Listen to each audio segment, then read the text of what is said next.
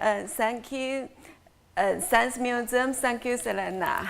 And today I will talk about the Qiantang River Development Project from 1927 to 1949. Oh, sorry. The Qiantang River is a small river in China, but it is very important and called Mother River of the Zhejiang province. And it lies on the southeast of China, connected to the sea. Maybe you can see this river is the non-Qiantang River. The outlines it before 1949. So, why and how? A big change. Big change happened. The Qiantang River, it is a unique river because it has a distinguished feature, a tidal bow. The Qiantang tidal was called the strongest, rarest, the most wonderful sight in the world. However, the tidal bow is very dangerous and has destructive power. How did the Qiantang tidal come into being? There are two reasons. First, it is horn-shaped estuary.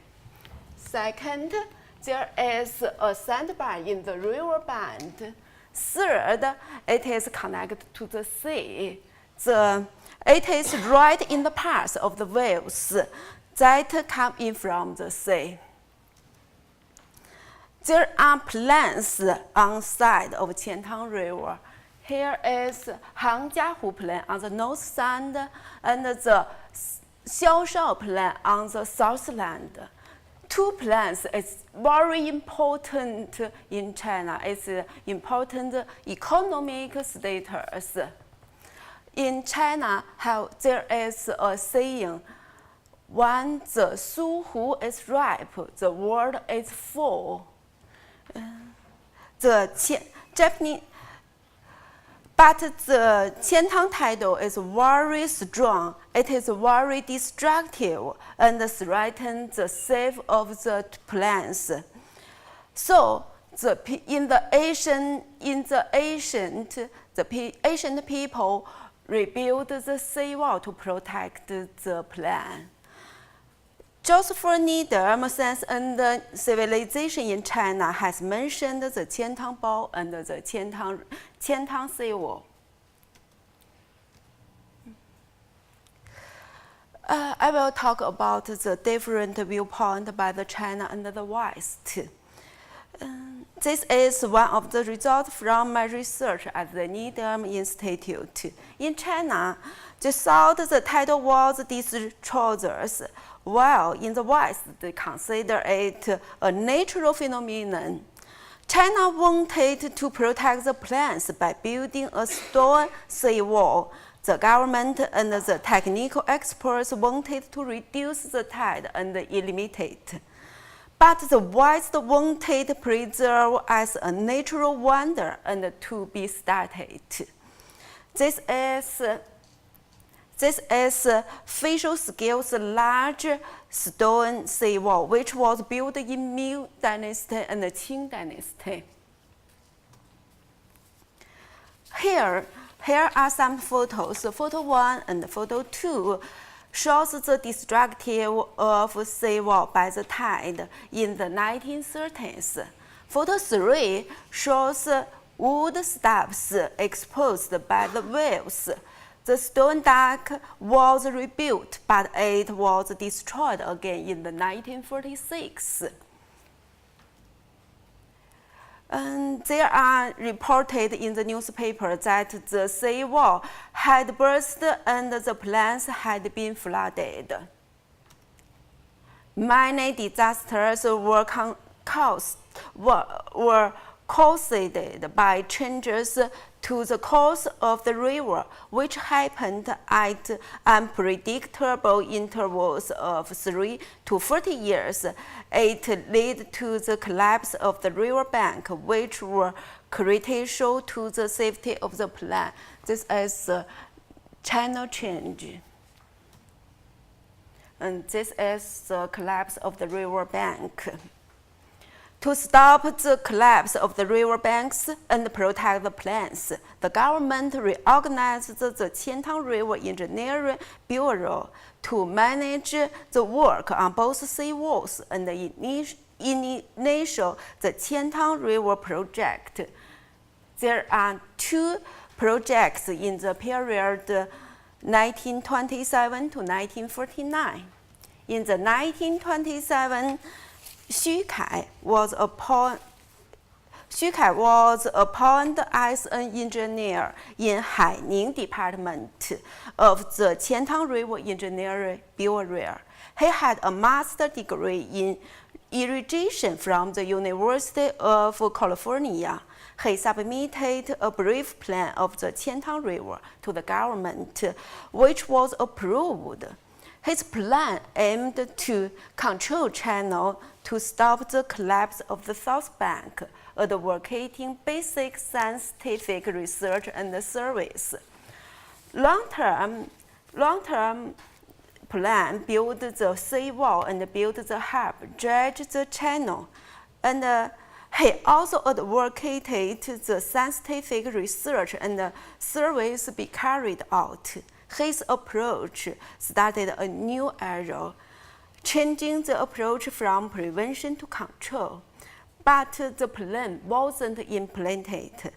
In 1928, Xu Kai left Hangzhou to Nanjing.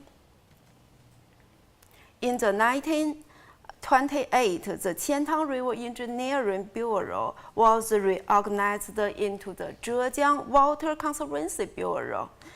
In the 1931, Austrian-born Lord Brundle was appointed chief engineer.